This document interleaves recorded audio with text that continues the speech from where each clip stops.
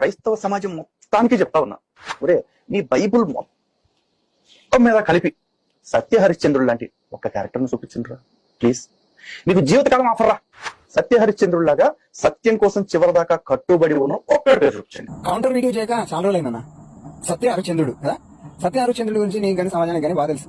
కానీ ఇలాంటి వాళ్ళు భూమి మీద ఎంతమంది పుట్టి సచ్చినా కూడా బైబిల్లో ఉన్న ఒక వ్యక్తికి మాత్రం సరిపోదు. ఆయనే యోబు. యోబు ఎలాంటి తప్పు కూడా చేయలేదు, కానీ సాతాను చేత శిక్షింపబడి అన్నింటినీ పోగొట్టుకున్నాడు. పిల్లల్ని, ఆస్తిని, అంతస్తుని, ఆఖరి శరీరంలో ఆరోగ్యాన్ని కూడా పోగొట్టుకున్నాడు. కానీ ఎవరు దూషించలే, ఆయన దూషించుకోలే, దేవుడిని కూడా దూషించలే. దేవుడు ఇచ్చినాడు, దేవుడు తీసుకున్నాడు, దేవుడికి మహిమ కలుగును కాక అని చెప్పాడు. ఇక ఒక విషయం, ఆయన సత్యం కోసం, ధర్మం కోసం అన్ని పోగొట్టుకున్నాడు.